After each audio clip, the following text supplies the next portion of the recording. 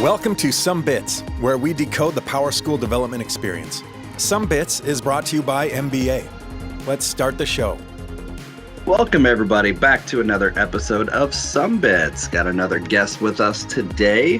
Joined, as always, by Eric Scheidel and Ryan Cockrum. And today, as a guest, we have one of our own MBA employees, Tammy Todd.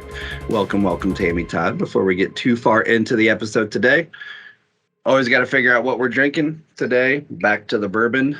And this is Huling Station. It's actually from Memphis, Tennessee. This was a gift from somebody. It's the first time I'm cracking it open. And I got to say, for 100 proof bourbon, it's pretty darn tasty. What are you guys drinking? I can't remember if I have a recollection that maybe I did have this one before, but I'm doing it again if I haven't. My namesake, it's called Big Sexy Funk. It's a India Pale Ale. It's quite nice. And if I make it through this one, I've got a backup here.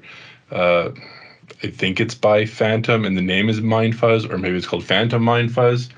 I haven't tried this one, so this one will be a new experience. I'm looking forward to it, and I'll let you know how it tastes when I get there. So I gotta say, I'm starting to realize you probably buy beer a lot like I do, and it's way less about what's inside the can and more about the art on the can to figure out what you're actually going to buy. You're half right. For this show, I like to pick the more, I guess, flamboyant styled cans because they're more fun to look at. I picked this one because I haven't had it anymore.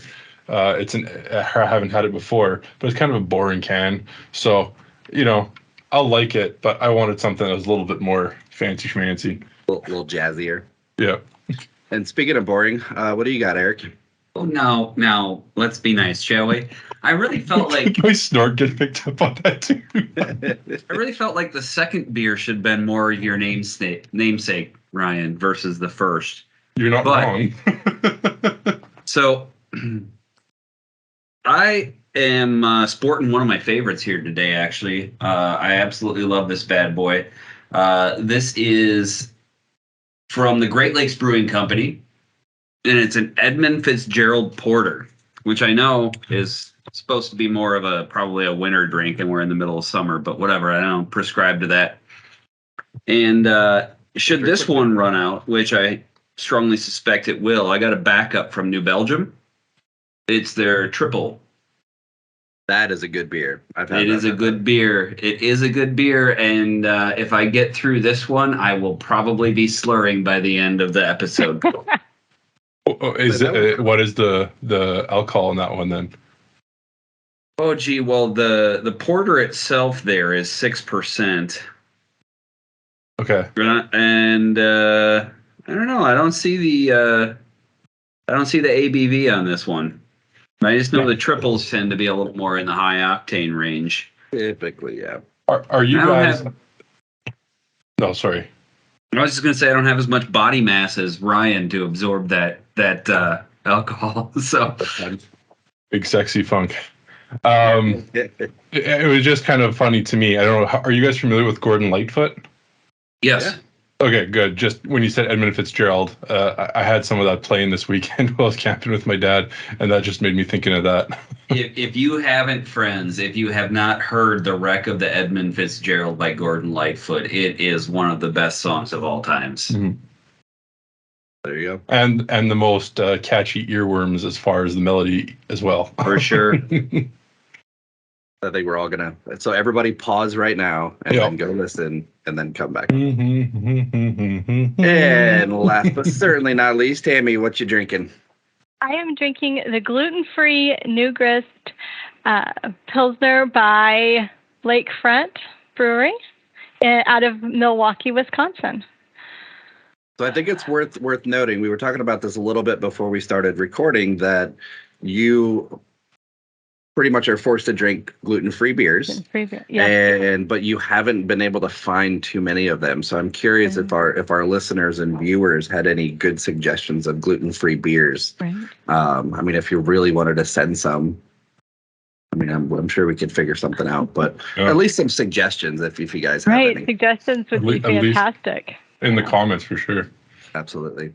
Yeah. So Tammy, tell us a little bit about you before we start getting into the topic today. Topic is kind of your thing. You've done a couple classes on it, and I'll at least say what the topic is going to be before we get into all this. But we are going to talk about FERPA today, which may sound kind of boring, but it's kind of been a hot topic, and it's definitely interesting. And I've learned a lot about FERPA through Tammy Todd. That's why we have her on here. So tell us where you're kind of coming from. Obviously, we said that you're coming from MBA, but where were you before, and how did you end up being our FERPA queen? Prior to MBA, I started at a district in Indiana using PowerSchool. I implemented their PowerSchool. I was there for about 11 and a half years, went through lots of iterations of PowerSchool and issues. Following that, I went to a smaller school where I got to be the PowerSchool administrator for about a year and a half, and then I came to MBA. At my second district, we had some ransomware issues, and I learned a lot about security and privacy there. I am definitely a security freak. So that's kind of where my FERPA love comes from. I had worked at a community college, and at the community college, FERPA is really big in the post-secondary world. It's really important that you protect student privacy and data, and we can't share information with parents because these are adults that we're working with. So I came into K-12, and FERPA is so different in the K-12 world, but it had been really drilled into me at the college level. And being that security freak, I kind of adopted the whole FERPA thing and really went to town with it. It's definitely my realm of love, I guess. You went to Todd Town with FERPA. I went to Todd Town with FERPA. Yes. That's perfect. Well, thanks for joining us today. For anybody that is listening to this and going what is FERPA and why is this a part of a PowerSchool podcast? I'll let Tammy kind of go into it a little bit about where kind of FERPA started and what it. Well, let's first of all talk about what it stands for. FERPA is the Family Educational Rights and Privacy Act. It is an act passed by Congress, the U.S. Congress, and it protects our student data. It gives staff members kind of a guideline on what we can share with whom.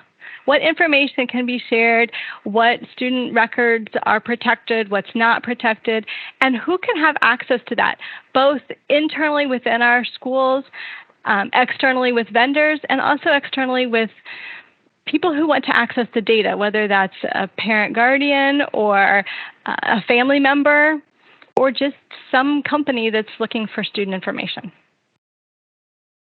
Interesting. So it's when we start talking about this in the context of PowerSchool, I start thinking about contacts and all the additional check marks that we get to put on contacts for students now. I would assume that was a huge improvement in regards to FERPA and PowerSchool. At least developing a framework for it. Right, it could be. I think a lot of FERPA comes down to the human component and the school board policies and the individual school policies. Who can have access to your student data? Can just anybody that the student lives with have access to your student data? Is it just legal guardians? How do you share those passwords with people? Right? Who do you give data access to? So curious, when you talk about local decisions, is FERPA as a federally mandated thing, is that pretty broad, and then the schools hone in a little bit further, or how have you seen that? FERPA has lots and lots of gray area, and there's a lot of interpretation to it. And in an ideal world, the schools and the districts would put parameters around it. Lots of times there are not good parameters and policies around FERPA. Things like, how do you share your passwords for parents? They call in, do you give it to them over the phone? please tell me no. Just please tell me no. Lie to me. It's okay. But because you can't confirm who you're talking to. I have personally refused to give the password to my best friend over the phone because that was against policy. Again, I know I'm kind of out there in that security freak area, and that's okay. But there's that gray area, and we need to have policies in place to protect our student data. And with that gray area, it's probably always best to err on the side of caution than make a violation. Right. That's where Tammy goes. And again, in Tammy land, I am very cautious. I am not a lawyer.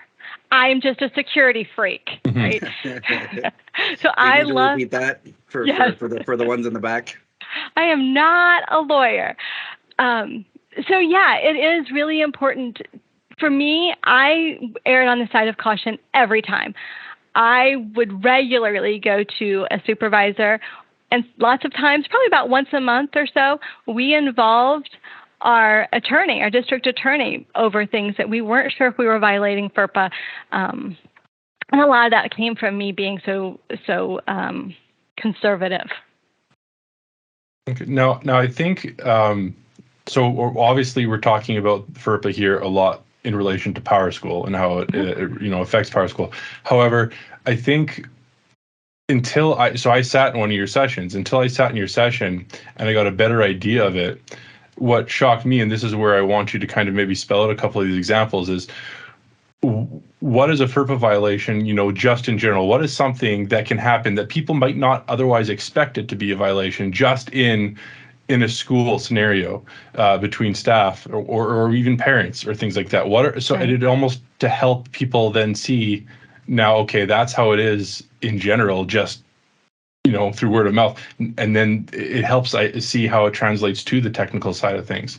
Right. So I can definitely give you some examples of that, and there are personal examples that happened with me. I mean, like, as a security freak, and people still violated FERPA, knowing how conservative I am with it.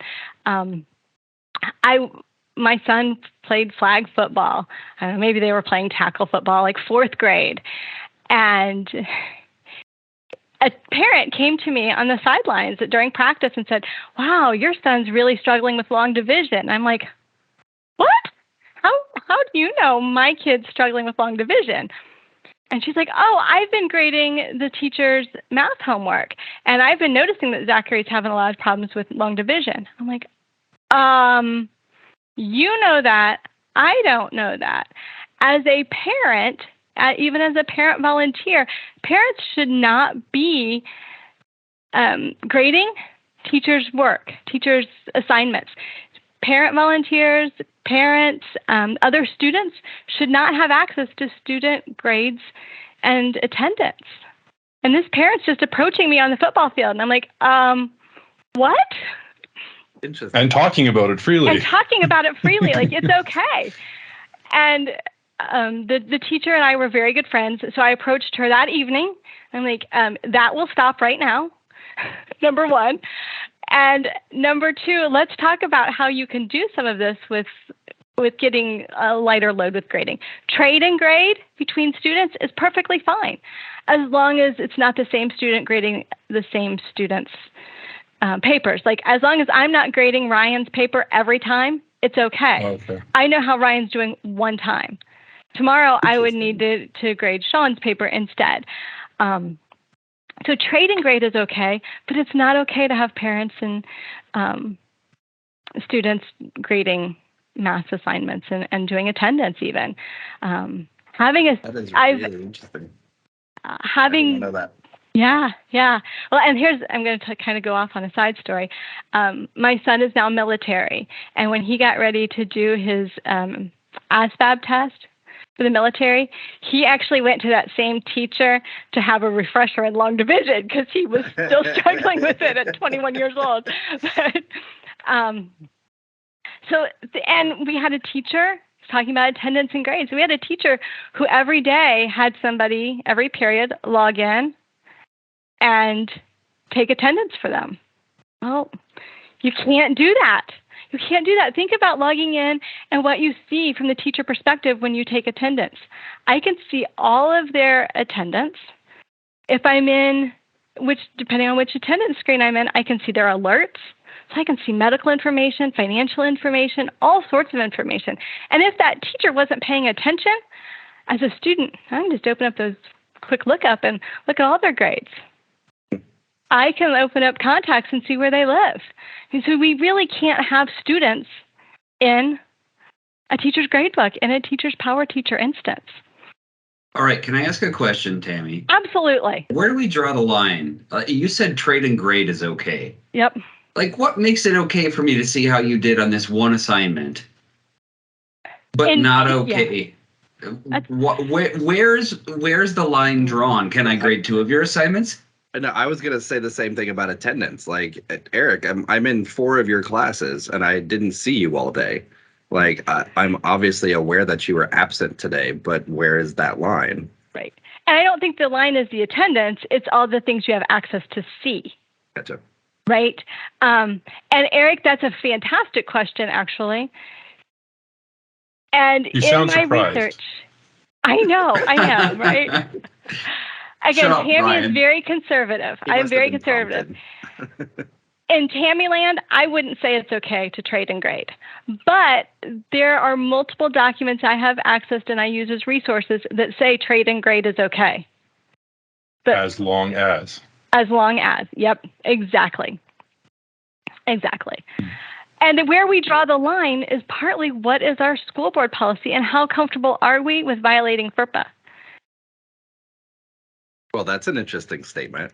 Yeah, that is kind of an interesting statement. I don't think you're going to see that written in any bylaws. Right. No. Yeah.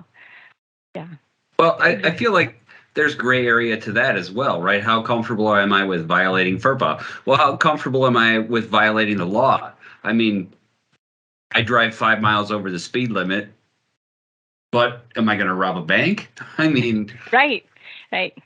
Yes, again, Tammy's down here in this very conservative area. Mm-hmm. Some districts, some schools are much more free with student information and student data.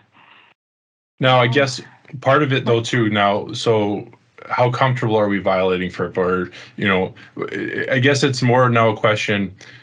And I don't expect you to have the answers laid out here, but what are the consequences to the individual? I'm not the individual sharing the data. I'm not even talking about that. I'm saying like the student whose information could get exposed, and this is, I think, more of a theoretical thing than anything, but I think it's valid because there might be information that's completely relevant to the school situation, but is going to hamper their chances of getting a part-time job that summer that didn't need to be out there. And I mean, I feel like that could be one example, but do you have other ideas on that? One of the things I say, because how much information gets shared, how much information is out there, it's a student information system. Some of us collect Social Security numbers.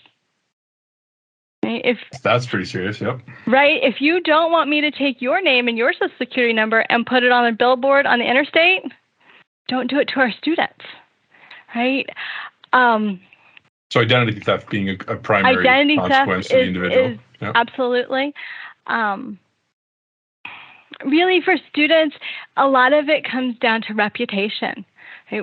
What do we learn about a student that maybe we wouldn't know? Thinking about lunch status, it's a hugely protected area. And schools go to a lot of steps to protect that information, mm-hmm. and letting that out there. And those students who have a free lunch or reduced lunch, and how does that affect their reputation at school? From the aspect of the people who release the information, their credibility is now kind of in question sometimes. And mostly what I see in the media has to do with personal credibility. And then schools can't talk about it. So then it's always, there's no comment. Well, the school can't comment because it's either an employee issue now or a student data issue, and the school can't talk about it. So all the news talks about is how the school's not talking about it. Right? Right? Well, they can't, because now you've got both of those issues going on potentially. But credibility of both the student and the staff member come into question.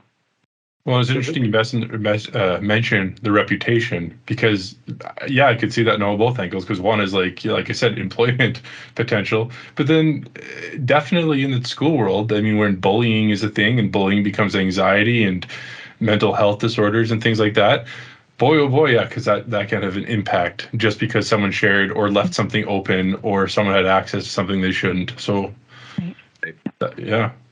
Yep. So this is a bit of a tangent, but so FERPA is for the U.S. Mm-hmm. Brian, in Canada, is there an equal type of act in Canada that you're aware of? Or Tammy, do you know? Or anywhere else in the world? Like, is this...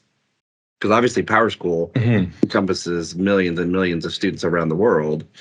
And that's the context that we're talking about FERPA. But, I mean, is FERPA just kind of a U.S. thing? I assume there's other types of laws in other countries, but are you aware of what they are? Go ahead, Ryan. So for me, and I'm going to do one more check here again. So FERPA itself is an American act or policy. Now, I did look before our call here because I was trying to find what I could find here, and there is nothing specifically defined for our education systems like that. We have, and I forget the name of the health one. We have a health protection, more specific, but then we have one called PIPEDA, P-I-P-E-D-A, forget what it stands for, but it's more than just for education. And then we have just a general like privacy acts. So we do have things that govern and protect our students, but it's not. And again, don't just like Tammy's saying, I'm not a lawyer. I'm not the one who knows it all here. In my understanding, is it's not as laser specific to the situation. Although we do have, guidelines for protecting information. More than anything, it is health information and identifiable information, though, up in Canada. Those are the two big things. I'm sure it's,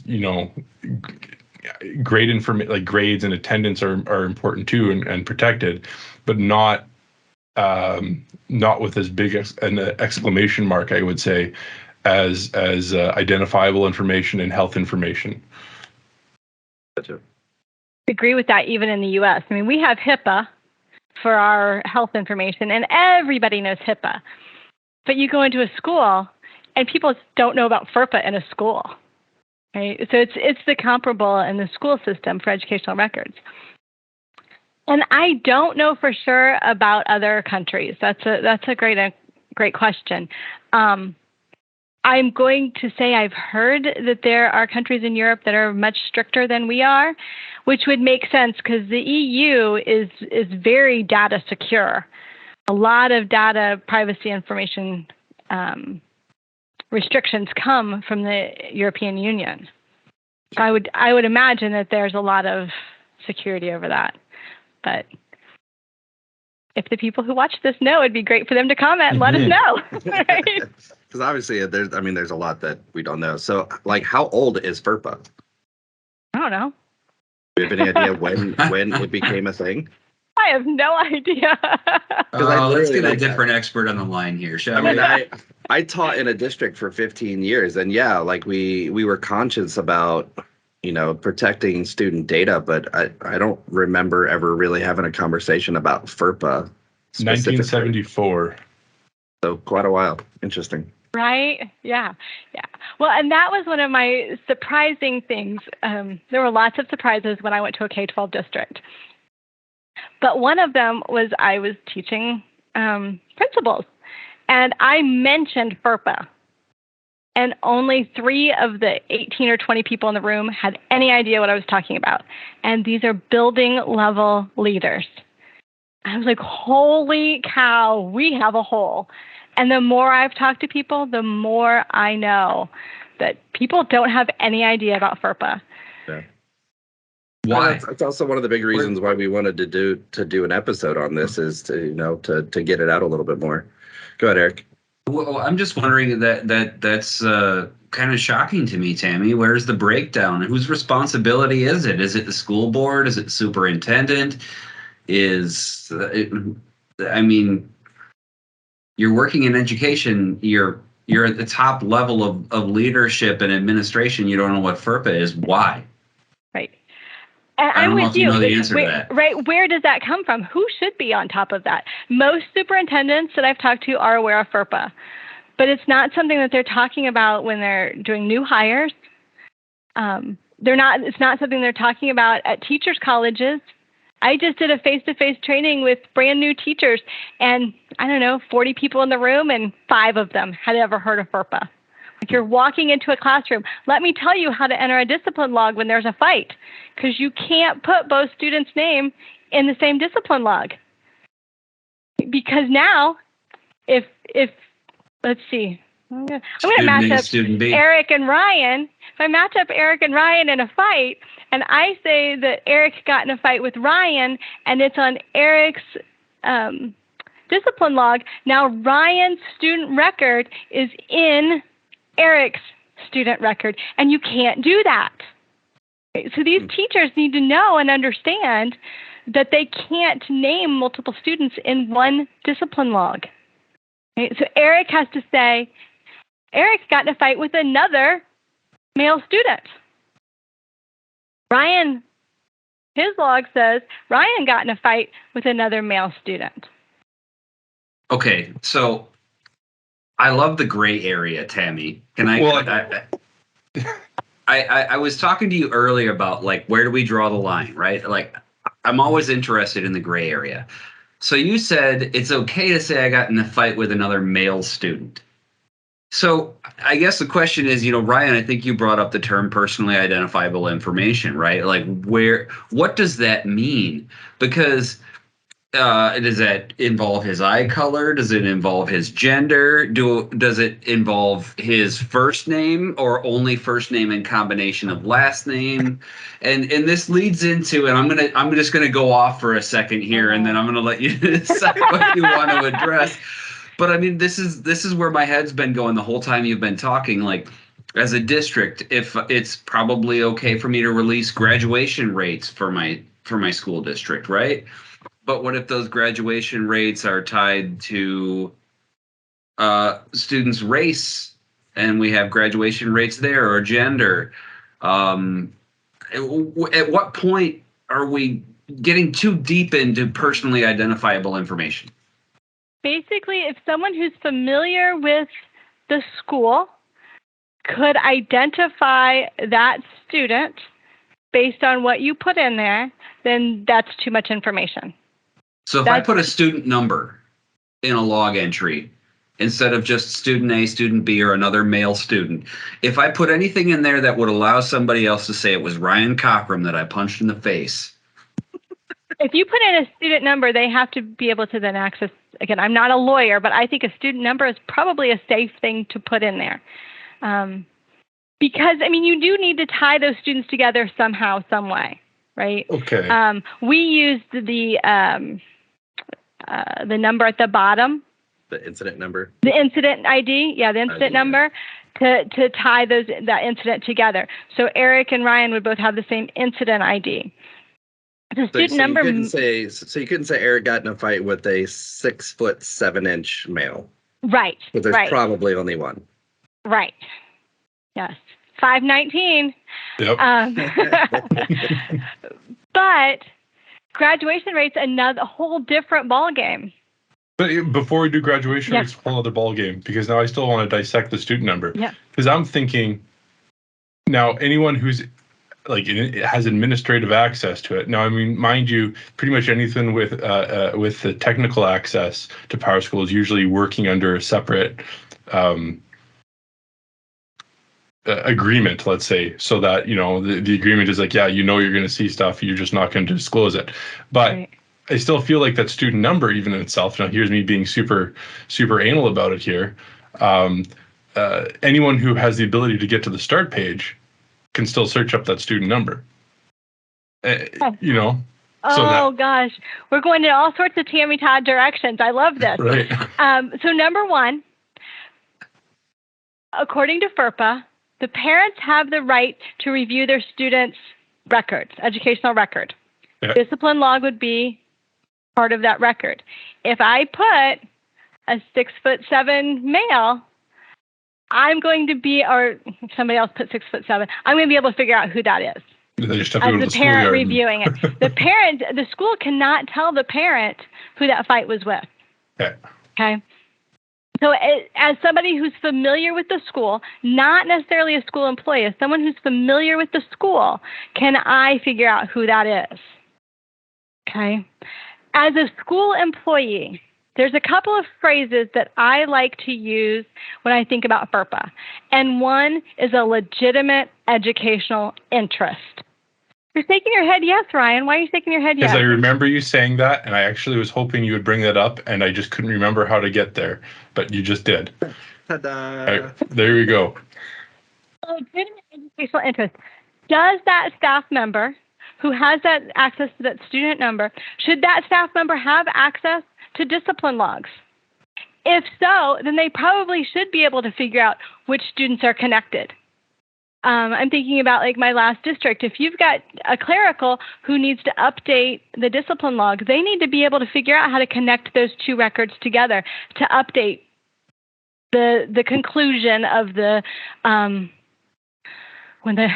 research to see what really happened, right? Mm-hmm. So they need to be able to do that. Legitimate educational interest. Do they have the right security access to the right places? Right? Curiosity and nosiness is not a legitimate educational interest. That's how you get in the news. That Says that. you. Yeah. Yeah. Yeah, says me, who did remove access from somebody who was using their PowerSchool login to satisfy their curiosity. Mm-hmm. Yeah. Okay. Yeah. So now, and share that information. But okay. graduation rates now. Before I went off on that, before I drove us to Toddtown. So the graduation rate is a little more difficult because lots of that is state and federal driven. Like we have to release certain data in certain ways. We have to say that our 2 Asian students graduated. Well, then we know, we had 3. So now we can probably figure out. You're contradicting yourself. But the government is requiring us to release it. I will also tell you, and I don't have this pulled up. Give me 1 second. While you're taking your second, I want to call out the fact that I'm popping this triple here. So the slurring will begin shortly. Okay. So... Appreciate the heads up. Yeah. You bring up, this brings us to directory information, which I'd not even mentioned yet. So directory information can be given to anyone who requests it inside or outside the school corporation. Directory information, according to FERPA, is this wide. And I'll tell you what it includes. But school districts can expand or reduce the directory information. Directory information includes names, addresses, telephone numbers, and email addresses, dates and places of birth, grade levels, student activities. I know, Sean, you're like scratching your head. You're like, holy crap. Weight and height for athletic teams, photographs, dates of attendance. That's not if they're in attendance today, but when were they enrolled in our school system. Enroll status, date of graduation, degree or awards received, most recent educational institution attended. So you're saying anybody could walk into a school and request that information for any particular student? For the whole school. But it doesn't include their name. It does. Name, address, telephone number, email address. Absolutely. So what does your school board policy say that you can and cannot give out? That Right? sounds like a weird hole. That's a huge hole. And okay, so let me find my next. So schools may disclose that directory information without consent from a parent or guardian. However, parents or guardians can request this information not be disclosed. And schools have to inform parents annually of their rights under FERPA. So every year, every U.S. school has to inform the parents of their rights under FERPA. Most schools do that in their district handbook. So no, I swear I am the only person who read the entire district handbook at either of my last two districts, right? Nobody's reading it. Yeah. Right. Okay. I read it because I was proofreading it. But so somewhere in that handbook, it probably talks about FERPA, and it says that we can release directory information, and it outlines what that directory information is. Okay, wait. If I understand you correctly, Tammy Todd. Yep. Wait. I got to have a drink first. Oh my gosh. So I work at Sean's school district. And you walk in and you say, I want to know about Sean's kids. And I'm like, well, here's all their information. Their name, their address, where they were born, when they were born. And Sean comes up to me and goes, I heard you told Tammy all this stuff about me. And I was like, well, yeah, you didn't ask me not to. Didn't you read the whole handbook? It's directory information. B, there are schools who sell directories as part of their fundraiser, and that's how they do that. However, we have a time frame allowance that we do not have to give that information immediately. So if someone requests information, whether it's directory information or their own student's record, we have time. We don't have to give that out immediately.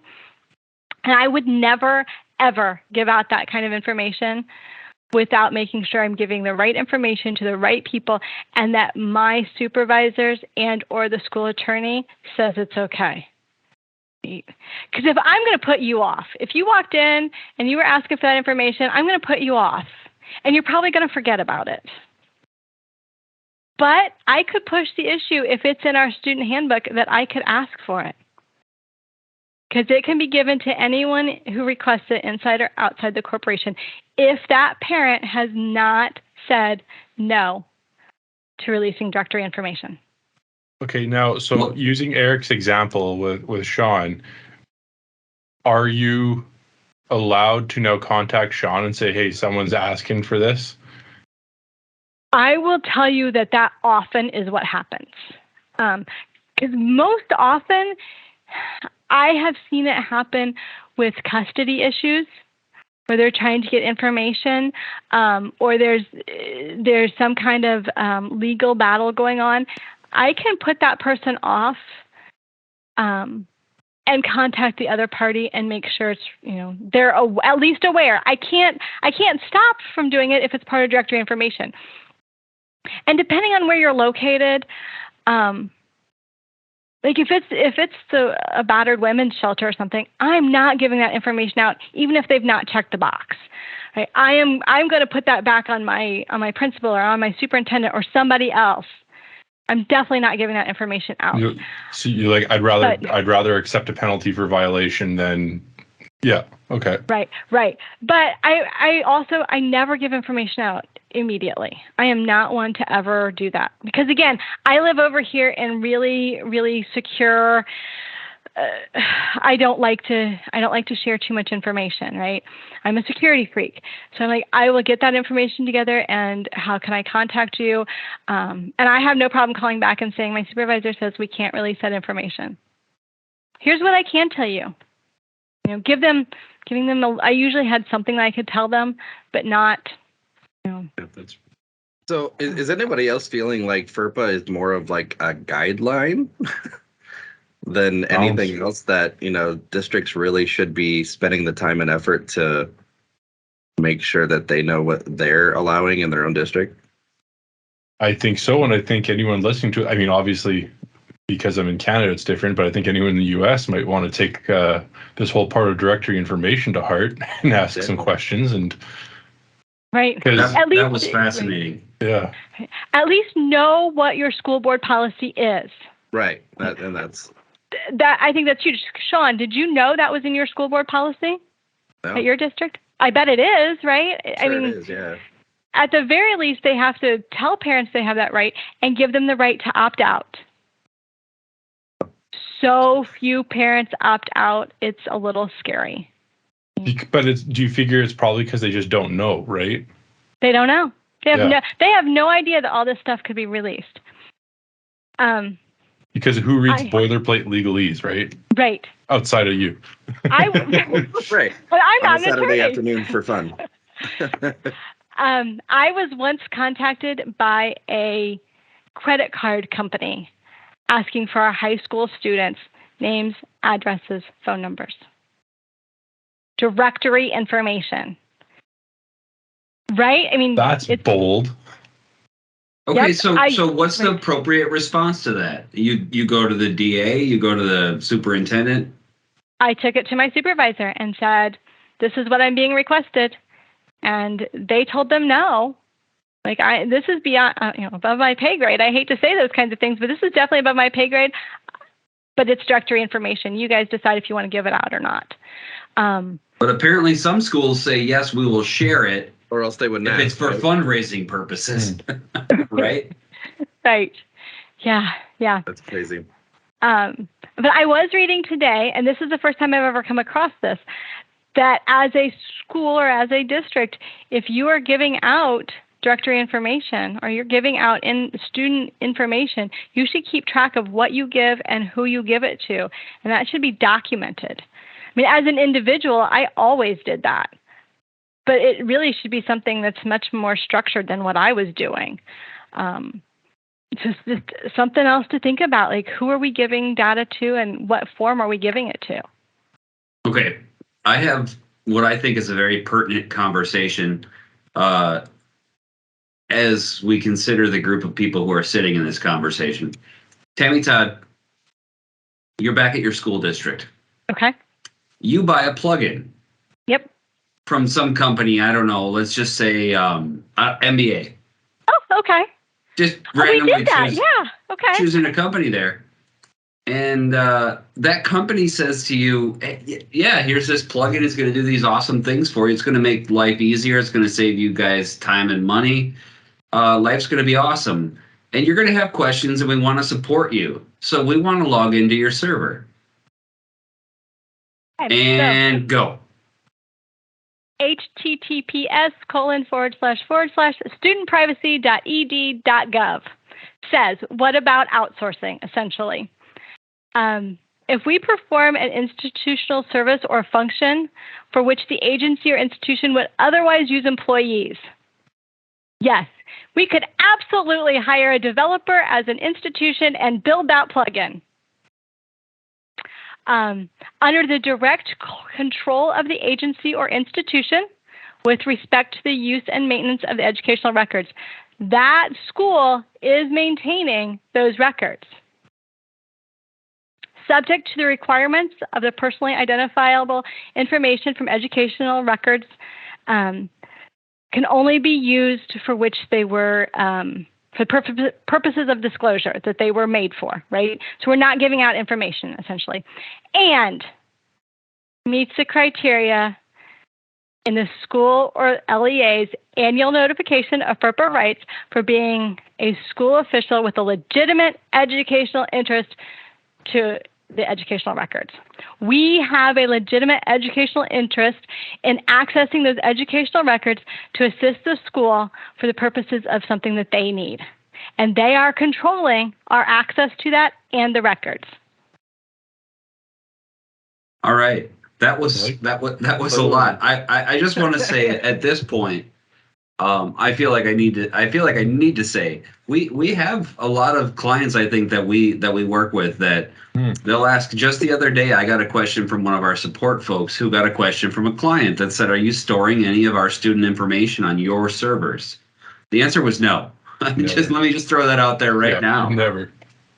I mean, and I know we've also had a lot of our clients that have said, "Yeah, we'll work with you. We need you to sign an NDA that we're providing you access to our data, that you're not doing anything malicious with this." And I can't blame them. And I have to say also, it's really frustrating, at least as a developer. And I also want to always step back and put myself in the Tammy Todd shoes of the very conservative FERPA person, where we have the clients that say, we won't allow you access to our server. If you need to support us, you'll have to start a screen sharing session to do so. And that really is a hindrance to us in terms of helping to expeditiously support our clients. I can't say I necessarily blame people for being cautious about that. Right. And I'm hoping that at the end of the day, we're going to come around to like, trust us, or here's how. But I know not every other third party is MBA. And I'm going to just say that providing that access helps to provide that support. How do you decide who, or what would your thoughts and recommendations be? So according to this studentprivacy.ed.gov document, one of the things they do say is best practice is to have a written agreement. That only goes so far, right? And it really does. But it is just another level of awareness, another level of protection. If I had concerns, when Tammy Todd sat at a district, when I had concerns about a third-party application, number one, their security was as limited as I could make it. They did not have an admin access, all access options. Number two, I turned it off. When you needed it, Eric messages me and says, I need access because you put in this ticket. You need help. The only way I'm going to be able to help you is to access your information. I would turn it on. I would give myself a set amount of time, and I would turn it back off based on what you told me you needed. And it somewhere in my logs, I have logged that I gave you access, when I gave it, why I gave it, and for how long you had it. That's how I handled it when I was uncomfortable with giving access to a company. I came to work here because I really trusted and liked and appreciate the culture of MBA and the people who work here, right? There are larger companies that I have dealt with that I just didn't have that personal feel. I didn't trust. I just wasn't as comfortable with. MBA was not one of those places I turned off. Because honestly, if I needed Eric to do something, I needed Eric to do it, right? Some of those other companies, I was like, I need to know what you're doing. Right?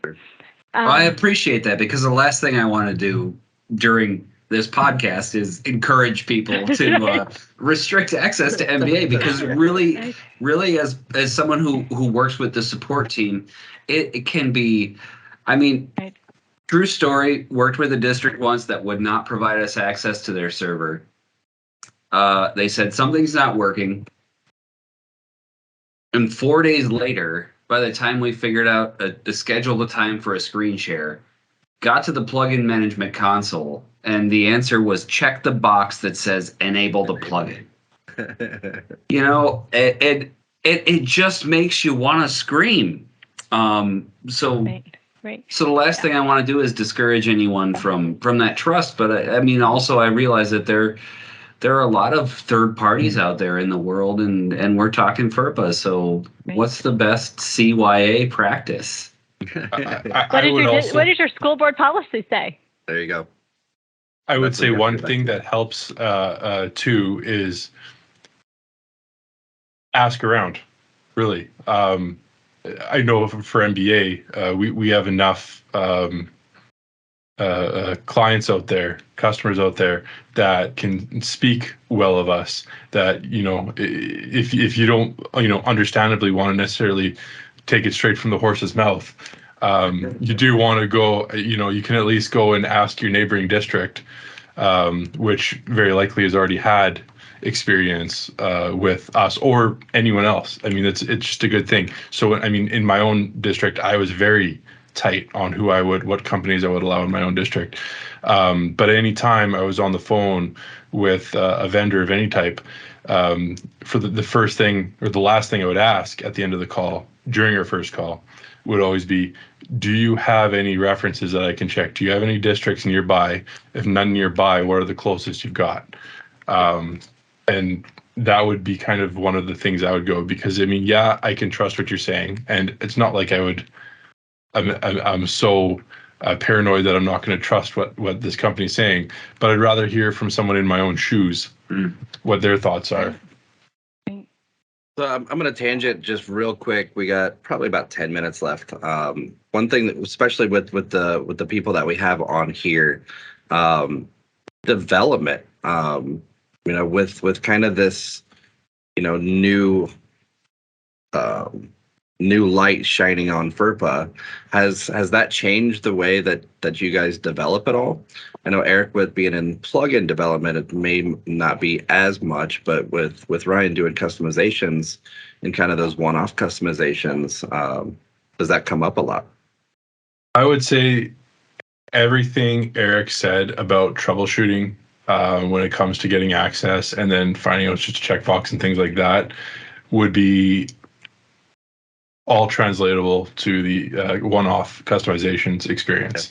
Because especially when it comes to needing an underlying data set that is just something that's going to exist because teachers enter it, admins enter it, etc., versus just if I need to create a customization that's going to report on data that already exists, it's easier for me to work in an environment where that data already exists, because what you just said, I'm sorry. Yeah. I'm interrupting, but I'm gonna be rude and interrupt for a second. But yes, For sure. That is a developer's bane, man. Yeah. We develop on an Apple Grove PowerSchool demo data set, and we assume you just never know what's going to happen in the wild, and the data that you're working with, what you develop may work perfectly in Apple Grove, but not in Tammy Todd's school district, because she did something we did not anticipate. Absolutely did. Attendance can be configured. Attendance can be configured in a multitude of ways. Like I would go and stand up and say that every single state and province handles attendance differently in North America. Like no two single governments handle it the same at the district level or at the school educational level. Same with policy. Yeah. And then the same thing with grading and things like that. And then just in general, little programs people have, reading assessments and math assessments and any other type of analytical assessments. This district will employ this one, this district will employ that one, but this one will employ both of them. However, it tracks it differently. So you need to, at the end of the day, you need access to that to see how it's being entered, because even then, it's not even being entered in the same field in some cases, and you need to know which one and where to go. So you can always work around, but it's always going to slow you down, and it can impact, I would say, the bottom line too, because sometimes it just has to. So on that topic, Tammy, what's your recommendation? MBA or some other company that you're reaching out to help you customize or add some feature to your school district. Do I demand a non-disclosure agreement before I allow them access? Do I put constraints around the time during which they have access? And I mean, really, what's the point there? Because if you give me access for 5 minutes, I can download all your data and have it on my server, if I so wanted to be so nefarious. Right. Also, just throw sometimes a developer, because of the way the dynamics in our workload, sometimes you try to fix things and finish things and get things in late at night. So if you put a time constraint, well, now I can't work at your stuff at 10 o'clock when I found my only hour of free time. And it's happened to me before in the past. So I was literally restricted to only from 9 to 5. Well, sorry, I just couldn't get your stuff at 9 to 5 when people are calling me. And from my perspective at a district, how urgent is it that I get help? If I need help right now, I'm definitely, I hate to say it because, I'm pretty far over here. I'm going to open stuff up because I need your help and I need it ASAP. An NDA is a great idea, but what is my school board policy? What is my supervisors telling me? What are my supervisors telling me? As far as, I don't limit by hour, because that's a great point, Ryan. I am not going to limit by hour. I'm going to limit you to 2 days. You said I can get this done in 2 days. So for me, I go in 2 days and I turn you off. I literally uncheck your access at that point. You can have access for, those 48 hours or whatever. So I go in and I uncheck that you have access. Eric, you're absolutely right. Anybody, if I've given you access for 5 minutes or 2 days or 2 years, you could absolutely take all my data. But I need your help. The only way for me to get your help is to have you access my data in some form or fashion. How badly do I need your help? If I can wait 4 or 5 days and we can do a screen share, fantastic. But if I need it sooner rather than later, or I can't sit and watch you develop on my server for 12 hours, Ryan, I have to make that balance. And that's where those gray areas come in. I think that's part of the reason that those frustrating gray areas are there. What do we need to do to make it work too, right? But no, that's not to say you want to throw caution to the wind and compromise yourself either, right? Right. If someone sounds like I need access to your data, all your data, whenever I want it, no matter what, sounds a little too heavy-handed. Right. So and am I going to limit that security then? Yeah. That sounds like a good time to check your board policies, check your security settings, do a little security audit. I think we've talked about that in a couple different episodes. Ask around. Absolutely. Yeah. Yep. Yeah. Because if it's a company that I'm familiar with, that I'm comfortable with, I'm going to do a lot more to give them access to my server than if I'm not comfortable with them. I don't know them. I don't have a personal relationship with them. I've never had a drink with any of them. Right? I think when I gave Eric full access to my server, I'd had a couple beers with Eric. Had a couple beers with Sean, right? That's to say she actually spent time with them, not just to say, she had a couple drinks and she was like, oh, sure. Right, exactly, yeah. But again, I've got 2 sayings, and I haven't gotten to both of them, but I've got 2 sayings that I really rely on with FERPA. 1, legitimate educational interest. Do you have a legitimate educational interest to access my data? If I've asked you to do something, I need your help, I think so. But there's also the when in doubt, don't give it out. So I feel like that goes with so many things in life. Right, exactly. Gray areas everywhere. Right. Well, hey guys, I think this is probably giving our viewers and listeners a lot to think about and a lot of things that they're going to go back and check. Honestly, if you guys have any questions for Tammy, I'm sure we can find her email address and put it out there if you really want to know some more. I'm still not a lawyer. Still not a lawyer, exactly. But I think this conversation's been great. I feel like we could probably talk for days on FERPA, especially with all the gray areas. But I just gotta say, because I've been waiting, but I was waiting till we got to the end. FERPA is such a funny word. FERPA. Anyways.